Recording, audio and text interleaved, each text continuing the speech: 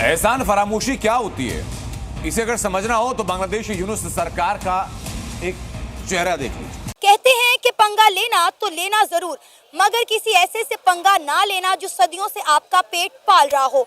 मगर ये बात बांग्लादेश को समझ नहीं आई और बांग्लादेश ने इंडिया के साथ पंगा लेकर खुद अपने पेट पर लात मार ली है। गजवा हिंद के लिए इंडिया के मुसलमान, क्योंकि गजवा हिंद तो हमें यही है ना कि भाई हिंदुओं के अगेंस्ट या इस तरीके, तो इंडिया के मुसलमान क्या फिर हमारे साथ होंगे? ये जो सूरत बांग्लादेश में बनाई गई है ना, ये बनी नहीं है, ये इंटरनेशनली जो एस्टैब्लिशमेंट है उसने बनाई है। क्योंकि कोई भी इंटरनेशनल एस्टैब्लिशमेंट जो है वो ये नहीं चाहती कि कोई भी मुस्लिम मुल्क जो है अपने पाँव पे खड़ा हो जाए। यहाँ से इनकी जो बांग्लादेशियों की जो मईशत है तबाह बर्बाद हो गई, क्योंकि जब से शेख हसीना थी तो इंडिया के जितने भी वो थे मईशती, उन्होंने हर चीज़ इनको मुहैया की थी। इंडिया इकोनॉमी में सपोर्ट कर रहा था इनको। बांग्लादेश के मार्केट से आटा भी खत्म हो गया है। बांग्लादेश के बाजारों से खाने का तेल भी शॉर्ट हो गया है।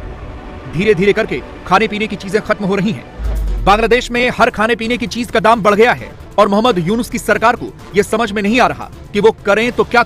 ऐसा नजर आता है कि बांग्लादेश क्या स्प्लिट हो जाएगा, क्या बांग्लादेश टुकड़े टुकड़े हो जाएगा। और इसी वक्त हम ये देख रहे हैं कि चाइना और इंडिया के बीच, यानी अजीत डोवल और वैंग ली के बीच एक बहुत अहम मीटिंग होती है। इंडिया जो फूड सप्लाई करता था बांग्लादेश को, जिसमें प्याज, आलू और खाने पीने के मुख्तलिफ अशिया शामिल थी, इंडिया ने उनके एक्सपोर्ट पर रोक लगा दी है। तो बांग्लादेश के जब हालात बिगड़े हैं तो आप उस वक्त बांग्लादेश में मौजूद थे या लेकिन नहीं? हमारी फैमिली सारी अभी वहीं पे, हाँ। हम यहीं पे थे। अच्छा। लेकिन वो बांग्लादेश के हालात बिगड़े नहीं है। बेसिकली जो टूल वो यूज़ कर रहे थे डेमोक्रेसी का, हाँ। बेसिकली डेमोक्रेसी को इन लोगों ने एक सिस्टम बना के प्रेजेंट कर दिया। इवन की डेमोक्रेसी सिर्फ एक टूल है, हाँ। जिसको आपने यहाँ पे भी अभी के अभी इम्प्लीमेंट कर सकते हैं डेमोक्रेसी को। ये न्यूज़ सुनी थी कि बांग्लादेश भारत से बिल्कुल भी सामान नहीं लेगा, लेकिन कल आ गया भीख का कटोरा लेके। भीख का कटोरा कैसे लेके आ गया? कहता है यार 50,000 टन चावल दे दो, मेरे बंदों के पास खाना नहीं है। बांग्लादेश को लेके इन्होंने बोला कि भाई यूथ उठिए, चेंज आएगा। इन्होंने बोला, या मेरी ओपिनियन ये है कि भाई वो थोड़ा मुश्किल टाइम फेस करेंगे, क्योंकि वो जिस लाइन पे चढ़ पड़े हैं ना, इतनी आसानी से वो वापस ट्रैक पे नहीं आ पाएंगे। उनकी जीडीपी बेहतर जा रही थी, उनका अगर हम बात करें, ट्रेड की बात करें, मुख्तलिफ कंट्रीज के साथ जा रही थी, बहुत से कंट्री ने सैंक्शंस लगा दी। अगर कल को इंडिया ऐसा स्टैंड लेता है जैसे वो पाकिस्तान से बातचीत नहीं करता, बायलैटरल रिलेशनशिप नहीं रखता, अगर कल को इंडिया यही पॉलिसीज़ बांग्लादेश के लिए अपनाता है कि वो गवर्नमेंट जो है एंटी इंडिया हो चुकी है, वो गवर्नमेंट जो है अब हमारी समझ में नहीं आ रही, तो बांग्लादेश की इकोनॉमी कहाँ स्टैंड करे? क्योंकि दुनिया के साथ मिलकर, जो उनके सपोर्टर हैं उनके साथ मिलकर ये पूरी कोशिशों में लगा हुआ है कि बांग्लादेश की इकोनॉमी किसी भी तरह अपने पांव पर खड़ी ना हो पाए। क्योंकि अगर बांग्लादेश की इकोनॉमी अपने पांव पर खड़ी हो गई तो उनका नैरेटिव जो है, जो एंटी बांग्लादेश है, वो उनका नैरेटिव दफन हो जाएगा। जो हालात बांग्लादेश में हो चुके हैं ना, वो ऐसे ही है जैसे गाड़ी पटरी से नीचे उतर जाए। अब उसको पटरी पे चढ़ाने के लिए उनको टाइम लगेगा। गवर्नमेंट आ जाती है तो जो घुसपैठी है बांग्लादेशी हैं, ये घुसपैठी है रोहिंग्या है, एक एक करके बाहर निकालेंगे। आज से पहले तो कभी इंडिया ने बांग्लादेश के लिए ऐसा स्टेटमेंट नहीं बोला, अगर बोला होगा तो शायद आपको याद हो। यही तो वजह है, बेसिकली वजह यही है कि जो गवर्नमेंट गई वहाँ से निकाला गया, जो स्टूडेंट्स उसके खिलाफ निकले पाए। पहले पिछली बार भी यही कहा था कि प्रो इंडियन गवर्नमेंट रही है वहाँ पे। इनके बंद भी कर दो, इनके सारा निज़ाम खत्म कर दो।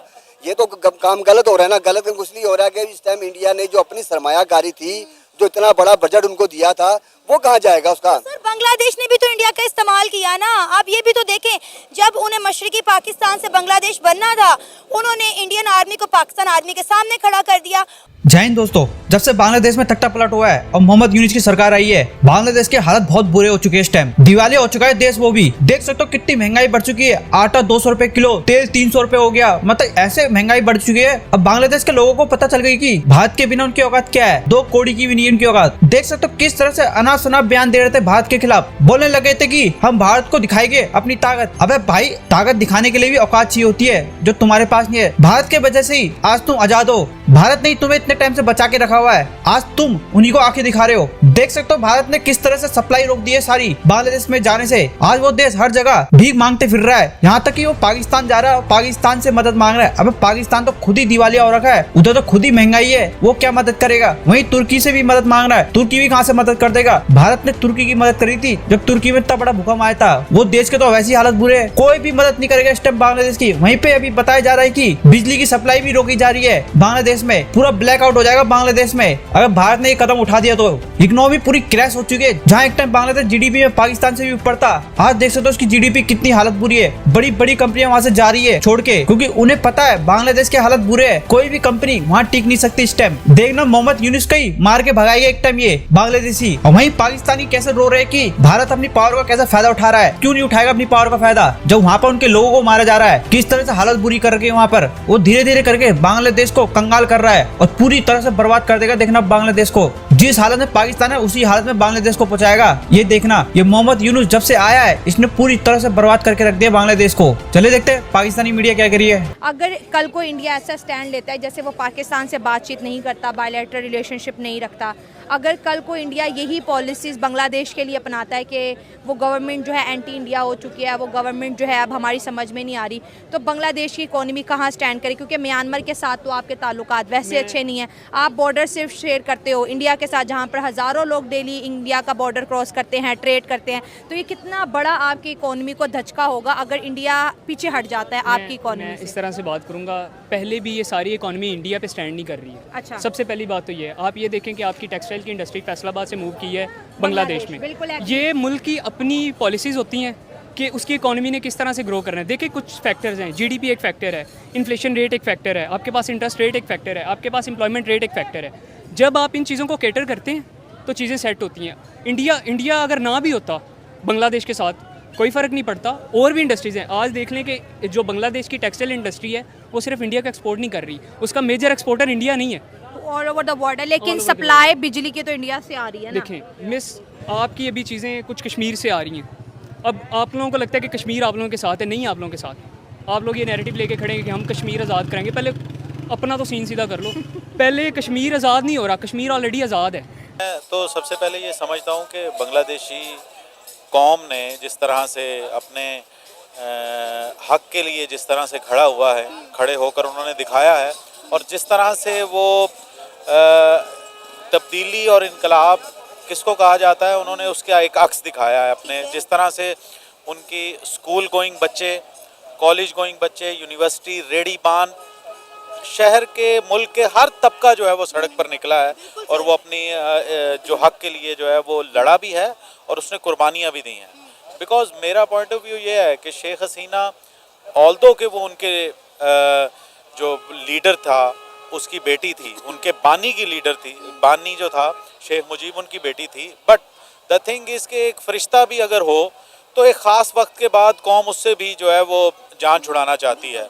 तो एक के बाद दूसरा, दूसरे के बाद तीसरा, जिस तरह से वहाँ पे भी सो कॉल्ड इलेक्शंस होते रहे और आवाम के आज़ादी इजहार राय का ख्याल नहीं रखता रहा, तो उससे क्या हुआ कि जो है वो हवा गुब्बारे में भरती रही और एक वक्त आया कि वो गुब्बारा फट गया।